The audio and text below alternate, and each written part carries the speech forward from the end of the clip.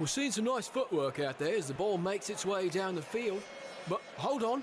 Pillar 2 post, out of nowhere. Amazing! Goal! Welcome to the Pillar to Post podcast, where we talk to Muslim brothers all around the world and get to know them a little bit. Today, I am your host, Fuad Aziz. I am the founder and creator of Viper Sport and also content creator for Behind the Gloves, which is interesting because the brother here just had an interview there and I had to deal with all the content there. So there's plenty of things I know about you already. But before we get into it, we do have Billy Dib from Australia, former world champion, super featherweight boxer, still boxing to this day and still looking for another world title. Billy, bro, how are you? How are you doing? I'm doing really well. Thank you so much for having me on. I appreciate it. No problem at all. Before we get into the show today, we're going to just make sure that everyone goes over and follows us on the social media platforms and subscribe to the YouTube channel to keep up to date with all the content that we've got coming soon. Yeah, so let's talk about you. Obviously, you had your world title journey. There was plenty of ups and plenty of downs. But just tell us how you got into it. What inspired you to sort of pick up the gloves for the first time? It was nothing that I had planned. It was never planned. It was just something that basically fell into my hands, or it was like it found me. So sometimes I say destiny finds you, and I guess boxing was my destiny, and it found me. It all started as a young boy when I was just 12 years of age. I used to go to a school, and I was basically considered one of the darker kids at school. So I used to get picked on a fair bit at school, right? And I was a bit fed up with that. And then Dad said, "Look, what about we put you guys in some after school sports? Maybe you can make some friends outside of school, and then that might help in school." That was the plan. So I started playing rugby league, which is like football, but like rugby league style. And the trainer there one day, he just pulled out a set of pads and gloves, and he pulled out many sets of them because we were going to do a box exercise session. And growing up as a kid, as most kids do, I was a big Rocky fan. So I had 4 older brothers and 1 younger brother, and we used to beat the crap out of each other every single day. Right? We'd watch the Rocky movies, then we'd get up and do the Rocky on ourselves. Yeah, Ivan Drago versus Rocky. Yeah, exactly. My dad used to own a convenience store, so he used to sell the gloves in store. Okay. And so, me and my brothers would like beat the crap out of each other. Their mum would come and beat us up. You know what I mean? Just a little joke. And then it was a round robin game of boxing. Yeah. And so then when the trainer pulled out these pads and mitts, I hit the pads, and he was like, looked like he was a bit shocked. And he was like, "Could you do that again?" And I did it again. And he was like, "Look, kid," he goes, "I don't know about your football career, but I think you may have found something in boxing." And he asked me if I'd boxed before, and I said, "Look, I'd never boxed, but I've watched a lot of Rocky movies." So he said, "Tell your father to take you to the Sutherland PCYC and speak to a trainer named Rusty Penton." So I did exactly as he said, went to the gym, had the gloves on already. So I got to the gym, put the gloves on downstairs, walked up to the gym, and knocked on the door with the gloves on. And the trainer answered the door, and he asked me who I was. And I said, "My name is Billy Dib. Mr. Carpenter sent me down to see you." And he goes, "Oh, what do you want to do?" I said, "I want to become champion of the world. I want to box." And he asked me if I've ever boxed, and I said, "No, but I've watched a lot of Rocky movies again." And then, the journey just started from there. And literally, not even, I think it was like 4 weeks after being in the gym, I had my first amateur exhibition, you know what I mean? So it was a natural thing to me. Boxing just came so natural. It was like, to me, it was like the most natural thing that I ever tried in my life. I just knew how to throw punches. I was wild. I was energetic. Yeah. I had a good engine on me, you know what I mean? So I never got tired. And before you knew it, I started boxing at the age of 12. And by the age of 17, I had 113 amateur fights. Wow. I had won 98 of them, and I'd lost 15. I traveled all over the world, fought at the World Cadet Championships, World Junior Championships, Senior Championships. I'd fought at the Acropolis Cup. I'd fought at every major tournament except for the Olympic Games. Mm-hmm. The trials for the Olympic Games were in 2004, and I was on the Olympic squad and set to represent Australia at the 2004 Olympic Games. But after suffering a motorbike accident, my performance in the trials was terrible, and I just I failed to make the squad. And so it was basically back to the drawing board, and I was sort of a little bit disheartened with the sport and didn't know what I wanted to do anymore. I'd put so much effort into wanting to go to the Olympic Games, and now that the dream was gone. And then somebody said to me, look, what if I can link you up with Naseem Hamed? You know what I mean? Because he was my childhood hero. How would that? And I was like, man, that would be amazing. And through the grace of God and through some luck and what have you, obviously I don't really believe in luck. I believe everything happens by Allah's will. But let's just say it was a little bit of luck. I ended up meeting Sheikh Khalid Yassin, who was a good friend of Naseem Hamed's. And Khalid Yassin basically asked me to put a portfolio together and some fights on a cassette video, and that he would give them to Naseem Hamed. And by the will of Allah, he did it. And you know what? Not even a week after I give it to the Sheikh, Naseem Hamed called me, and I guess that's where the journey as a professional started. After spending some time in Sheffield, England, with Naseem Hamed and his advice about me turning pro, he advised me to turn professional. I went home, and at the age of 18, I turned professional, and I never looked back. That was it. So the dream from going to the Olympic Games, obviously that was a dream that was shattered, but I put in my mind that I was going to become champion of the world, and I focused on that, and I achieved that goal. That's incredible to train with, your childhood hero. To a lot of boxers at that time were looking up to Prince because he brought a different style, a different flavor to the sport of boxing. He wasn't like, he had something special about him. He had that pay-per-view attraction. So that must have been incredible to train with him. You must have been starstruck. But another name you also trained with is Mike Tyson. You went over to the US and trained with Mike Tyson as well. How did that happen? So when I was 21 years of age, my brother Ahmad had organized like a surprise 21st birthday for me. Okay. And he invited Jeff Fennick, who was a Hall of Famer, a 3-time world champion from Australia, to come to my birthday. And when Jeff came to my birthday, he wanted to show everyone up. So his birthday present to me was a first-class ticket to Las Vegas to meet Mike Tyson and train alongside him for the next 6 weeks. Wow. So I was like, man, I was blown away. And then, it was like to meet Mike Tyson, to train alongside him, and to get some advice from him it was like a dream come true. I always dreamed of someday meeting him and talking to him and letting him, the thing is, this whole concept of getting old, when I was younger, I never understood the concept of getting old. I always thought that I was going to be young enough to run through brick walls. And, and when people tell me, fighters, because I was watching fighters who were like in their prime, and then a few years later, they're like sort of fizzled out. And I just feel like, even though Mike Tyson had a great run, the youngest heavyweight champion of the world, I just felt like his career was not what it should have been, you know what I mean? And I always thought, if I ever met him, I'd tell him, Mike, you got to go back to the old days of how you used to fight. And anyway, when I met him, I realized, that father time does catch up with you, and one day you're the shiz niz, and you're the greatest thing that ever come to this world, and then the next thing you're just another fighter. You know what I mean? That's how it is. Then it's unfortunate that that's how boxing is, but I guess that's why my message to young fighters would be, if you're in your prime, work your ass off, you know what I mean? Make sure you do everything in your power to achieve everything you can, because this career is not long enough, you know what I mean? Like, I look at me, like I'm now 34 years of age. When I was young, when I was in my 20s, I used to say by the age of 30, I'll be retired. But the thing is that with all these opportunities that keep popping up, it's just so hard to retire, you know what I mean? It's like combat, it's like in Rocky 4, Apollo Creed says to Sylvester Stallone, like, don't you miss, people coming up to you and asking you for a signature? And he's like, cause and that's true, because you get to that point in your career and you're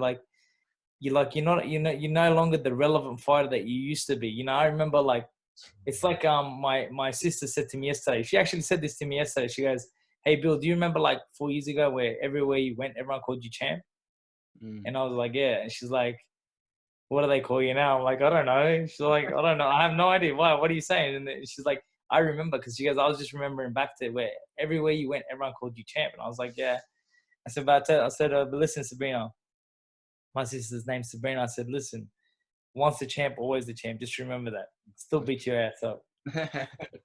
Just to touch on Mike Tyson before we move on, did you see the viral video of him that came out yesterday of him hitting the pads? Definitely did, man. Yeah, of course. Look. Let's be honest. You never lose it, man. You've always got. obviously, if anything, you lose your timing and things like that. But boxing is what he knows. That's what he grew up doing, and that's what he knows how to do. And obviously, he's never going to forget how to throw punches. So he could do that every day of the week. I mean, that's not just like, these people and us. It's like, for example, with me, it's like, there'll come a day where I'll be done with the sport, but that doesn't mean I won't keep throwing punches and I won't stay active. Of course, I will. That's what I'll do. Yeah. For sure. I guess boxing is one of those sports as well where it's almost an escape for a lot of people even who don't compete. So it's always good to have that at hand. It's definitely some sort of reliever in some sense. And I think that's why that's why a lot of pros have it hard to sort of turn away from the sport as well, I think. Yeah. Well, boxing's made a lot of millionaires, man. That's for sure. People who come from obscurity, people who come from nothing to become something, you know what I mean? Like you guys can look at Anthony Joshua as just one of your guys who did that, you know what I mean? Anthony was like a kid who was like earlier in his life was a bit of a hoodlum, right? And then turned his whole life around and become Olympic medalist and become a heavyweight champion of the world, nearly became undisputed. He was just very, very close to doing it, man. Yeah. And who knows, there might be another chance for him down the line. Exactly. Moving on, you recently fought another Muslim boxer in Amir Khan in Saudi Arabia, which was, quite an event in terms of, Saudi starting to get those boxing events in. I think your fight was probably the first one that I can recall of. That was the first event that ever took place in Saudi Arabia, boxing event. Yeah. What was it like coming up against Amir Khan, and did he surprise the ring with anything that he did? No, he didn't surprise me with anything. I knew exactly what I was up against, but the problem in that fight is that. The size was the difference. Yeah. At the end of the day, let's be quite honest. I did it because it was financially a very rewarding fight. You know what I mean? It was a major financial gain, and we're in the game to be financially, to be made financially comfortable. You know what I mean? And like, no one comes into the sport and just wants to get in and have a. I've been in the sport for so long, so I deserve to get these big paydays. You know what I mean? And so. That was like my career high payday. Yeah. And at the end of the day, I know that I was only a super featherweight fighting a welterweight. So the way that I looked at it was that if I can beat him, that's going to be like on everyone's tongue. Everyone's going to be talking about it. It's like an overnight sensation. But if I lose, no one's going to care because Amir can't be a kid that's a super featherweight. Yeah. You know what I mean? Like Amir Khan cannot be proud of that. You know what I mean? It's not like something that he can be proud of.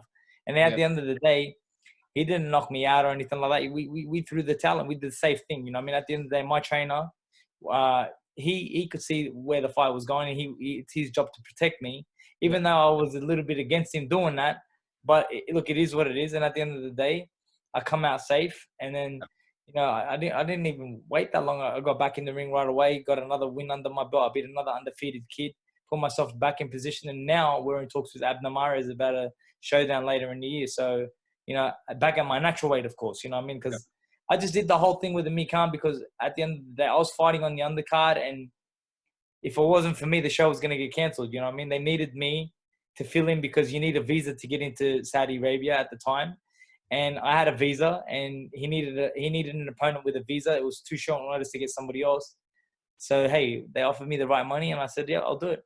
And there's always, respect and love for people who do move up in weights and challenge the bigger fighter. And especially in your terms, that fight, it didn't exactly knock you out or anything. You put up a good performance. So there's nothing to sort of look back to and say, oh, it wasn't my night. I think you gave your shot. And definitely weight does play a massive factor in these fights. Oh, man, look, by the time I got in the ring, I was like, I was like, in kilos wise, I was 65 kilos, and Amir was 77.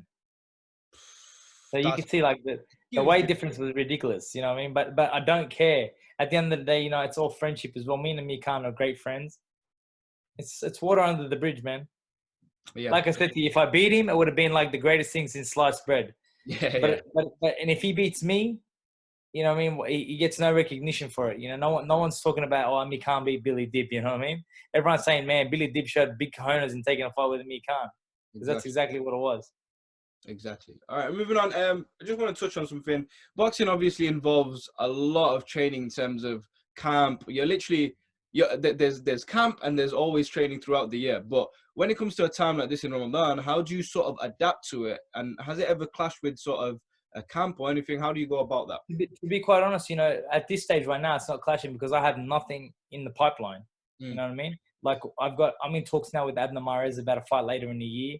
So, it's not affecting my Ramadan at all. You know what I mean? Right now, I'm just concentrating on my family, my prayers, my fasting, learning how to read Quran, things like that. You know what I mean? So that's what's important to me right now. But in my career, earlier in my career, when I was in the prime of my career, there were a lot of times where I was, training during Ramadan. But really early in my career, when I wasn't in the driver's seat, I would be fighting during Ramadan. I'd have to train throughout Ramadan, and then and then if I was so let's just say I was fasting and the fight was on a Friday night, I would fast up until Thursday, and then on Friday I'd take Friday off, and then I'd get back to fasting on Saturday. You know what I mean? So, but I would basically go through my whole camp while I was fasting.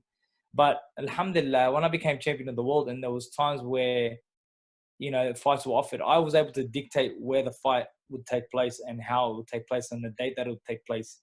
You know what I mean? Okay. But when you're coming up in the game and you're trying to establish yourself, you basically you're dictated by the promoter, it's got nothing to do with you. You're dictated by a promoter. But when you become champion of the world, it's like you're in the driver's seat. So I was driving the career the way that I wanted. You know what I mean? I was like, okay, I'm going to fight on this date. I'm not going to fight on that date because Ramadan's on that day. So I was able to steer it in the direction that I wanted. But alhamdulillah, and it was like, it never affected me. Training throughout Ramadan never affected me because what I would do is that if let's just say I was breaking my fast at 6 p.m. in the evening, I would go for a run around 5 p.m., come home, get showered up. And by the time I get showered up and get ready, it's iftar time. So I would have iftar then. Yeah. Then I would, after iftar, I would go to the mosque. I would pray Taraweeh. And then around 12 midnight, me and my trainer would meet up at the gym. We'd do a proper boxing session. And then I'd go home, have a shower, rest up, go to sleep, get up the next day, you know what I mean? And just, that's how it worked, you know what I mean? I just, as you know, like when you wake up for Fajr in the morning and, you obviously get up, you have something to eat, you read a bit of Quran, you pray. So you're up for a few hours. So you fall back asleep. You don't really wake up back till about 10 or 11 o'clock. So, then you're from 11 till like 5 or 6. You haven't got much time before you break your fast again. Exactly, yeah. Do you have any, so seeing as though you did go through training regimes during Ramadan when early in your career, like you mentioned, do you have any sort of advice to fellow athletes, fellow boxers, young boxers coming through who have to do the similar thing? Any sort of advice with the training and balancing it with Ramadan? How would they go about it? Well, if I was advising a fighter on how to do it, this is what I'd say to him. I'd say, listen, wake up in the morning, pray Fajr, go back to sleep, rest throughout the day. About an hour before your iftar time, put your clothes on, put your joggers on, go for a jog, come home, have a shower, have something to eat, rest up for a few hours. Don't eat too heavy because you don't want to feel lethargic in training. Have something light to eat, go to the mosque, pray your Taraweeh prayers, head to the gym after that around 11 or 12 o'clock midnight, just before midnight, do a training session, a full boxing session. Come home, have something to eat, rest up, and then start the next day. Every day I would tell them to do the same thing. That would be my routine. That's exactly how I did it, and that's exactly how I would advise a fighter that I was looking after to do it. Awesome. All right, moving away from boxing a little bit, like you just mentioned there, you're learning to read the Quran now. How has it been for you, and what kind of led you to do this now?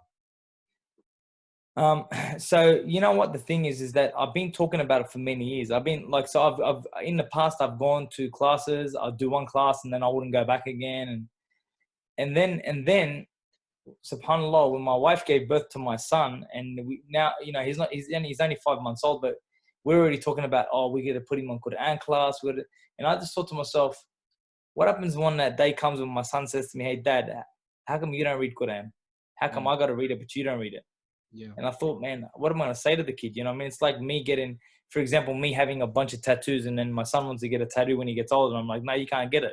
Yeah. And he's like, why not? I'm like, because it's haram. And he's like, why do you have it? How do I explain that to him? You know what I mean? Yeah. So I figured, you know what? I met a sheikh, a really beautiful sheikh who's only 28 years of age. So he's a young sheikh, you know what I mean? Yeah. And he's a mad boxing fan. So I said, Sheikh, I'll make a deal with you. You teach me how to read Quran, I'll teach you how to box. So we just did a trade-off. So now for the last 5 months, I've been seeing the sheikh twice a week. And he said to me, he said, look, in no time, inshallah, you're going to start reading. He goes, I promise you. Yeah. And I never really could see the light, but now it's like, subhanAllah, I can actually see the light, you know what I mean? Like I'm reading now, you know what I mean? Like before, if somebody sent me a message in Arabic, I would have to respond back by saying, sorry, I don't read Arabic. I speak Arabic, but I don't read Arabic. Yeah. People would find that weird. And then other times, if I didn't want to feel embarrassed, I'd just Google Translate, or I'd ring my dad, or I'd send my dad a message and say, Dad, what does that say? You know what I mean?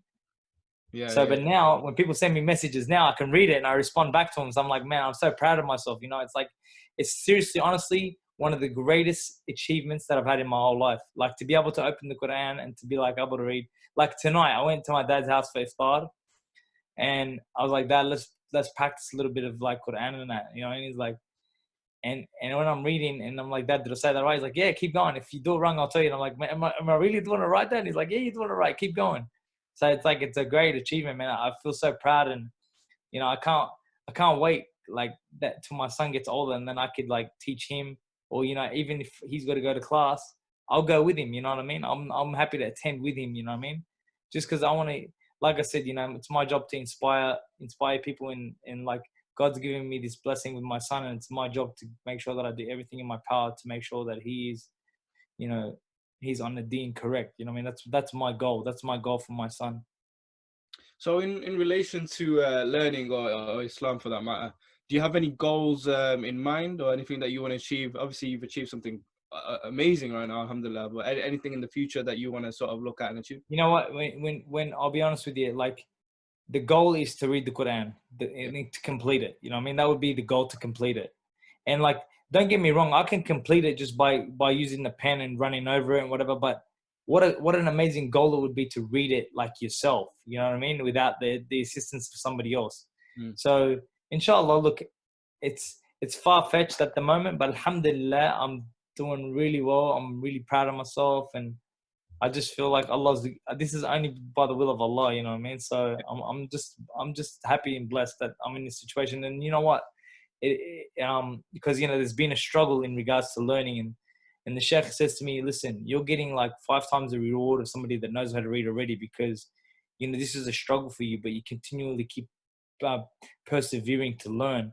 So, you know, I'm just soaking in all these rewards, to be quite honest with you. You know, that's why I never like feel like, oh, I can't go there, but I'm just soaking in all the rewards, you know what I mean? Like I'm just taking them all in. So I'm taking the journey in my stride, you know what I mean? I'm not like getting upset with myself. Oh man, I just, you know, I know it's going to take time. It's not easy. And anyone out there that wants to learn Quran, trust me, it's not easy, but it's rewarding. It's so rewarding. Yeah, for sure. Something interesting I want to touch on. You've built up a relationship with Quaden Bayles, if I'm saying his name correctly. Quaden Bayles, yeah.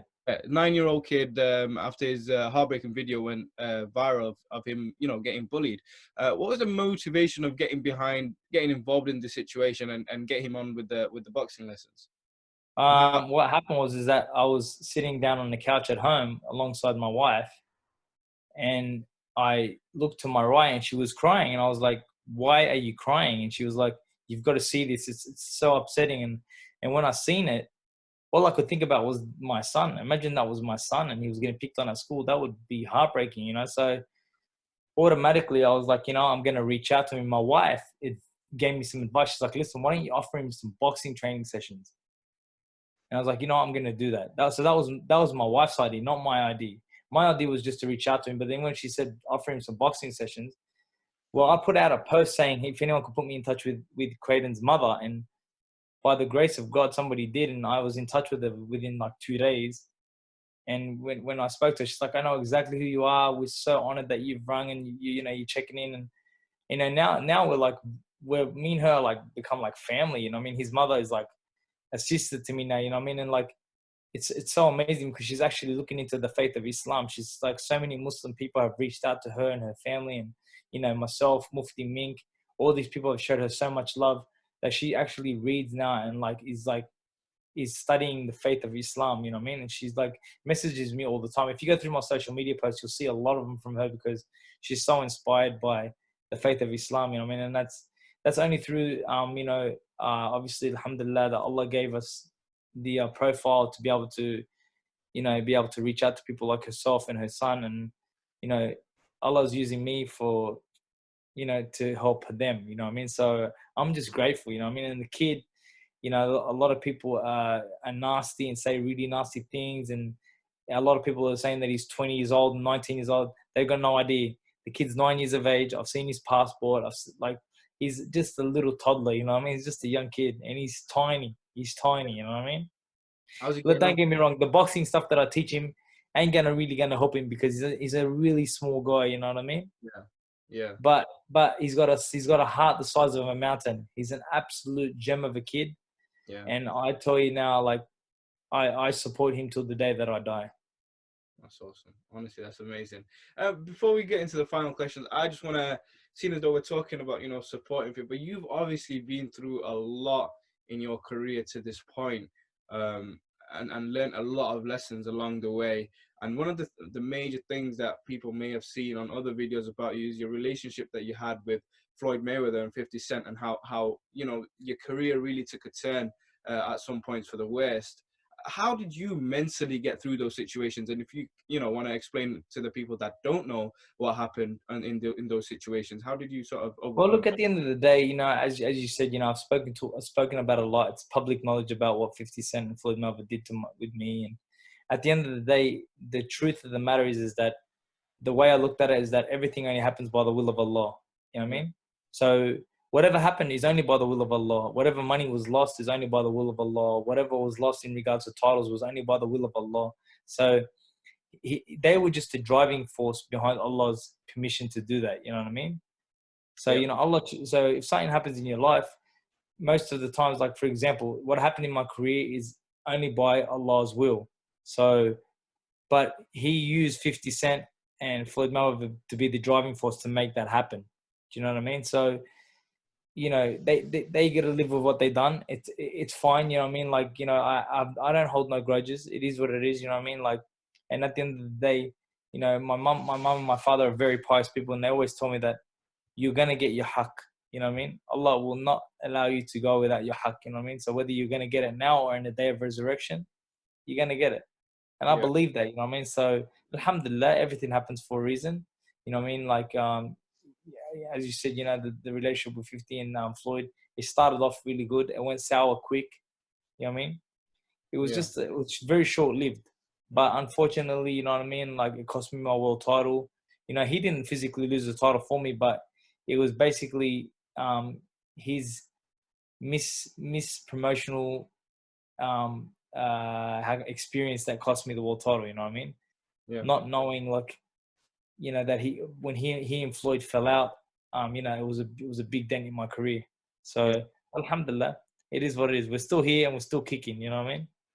Kicking Abner Maris's backside maybe soon. What's going on there? Maybe soon, man. Look, Abner and I have been friends since we were 14 years of age. Mm-hmm. I met Abner Maris in Hungary at the World Cadet Championships many years ago when we were 14 years of age, and we trained alongside each other, and we were signed to Golden Boy Promotions at the same time. And then I trained alongside him with Robert Garcia. And so I've been around Abner for a long time. So I reached out to him and said, Abner, look, man, I know you're looking for a comeback fight. Yeah. I'm happy to fit that bill with you, you know what I mean? And obviously in his mind, he feels like he can beat me, no problem. And I feel the same way. So, when you got two fighters coming into the ring, both knowing that they can win the fight, you got explosive. You're going to have something that's explosive, you know what I mean? I'm not coming there to just make up the numbers. I'm coming there to win. For sure. So that's your plans, future plans in the ring. Do you have any sort of future plans outside the ring? Any certain things that you're working towards? Well, my plan in life is to become a motivational speaker. To motivate others, to spread the message. I feel like the message of my life and what's happened in my life is, it's all happened for a reason, and I feel like I have the ability to reach out to people through the platform that Allah subhanahu wa ta'ala has given me to motivate others. And that's my goal. My goal is to just motivate others, spread love, spread peace, spread harmony, and that's all I want. That's what I want to do in my life. Are you involved in sort of any charities or projects, or do you involve? Yeah, I'm involved in a really a charity that's very close to my heart. It's called Save Our Sons. It's Okay. about kids who suffer from a disease called Duchenne muscular dystrophy. A very close friend of mine named Ellie. His son suffers from the disease, and Ellie created the charity, which is called Save Our Sons. Mhm. And you know what? He reached out to me many years ago and asked if I'd be on board. And thank God now, by the grace of God, I'm on board. My brothers are all on board. So we're all in there helping him. This man is just, he's got one dream: to find a cure so that he can save his son. So it's everything we can do in our power, we're going to try to help him. Awesome. Well, yeah, I just want to say I've been a massive admirer of yours for many years. I just want to say thank you for joining us today on the Pillar to Post podcast, and it was great to speak to you. Thank you for everyone who tuned in, listened. Make sure to like, share, and retweet this episode, and make sure to stay tuned because we've got a lot more of these awesome interviews coming up for you. Thank you so much, guys, and all good? Yeah, carry on. Sorry, you want to finish up? I was just saying, I just want to say thank you so much to everyone out there, and I just want to say, for all those who want to follow my journey, they can follow me at Billy Dib on Twitter, Instagram, and Facebook. The journey is it's still kicking, and hopefully it's going to be kicking enough to kick Abner Mahrez's butt. I'm looking forward to that. Thank you so much, guys. I appreciate the love and support. Thank you, Billy.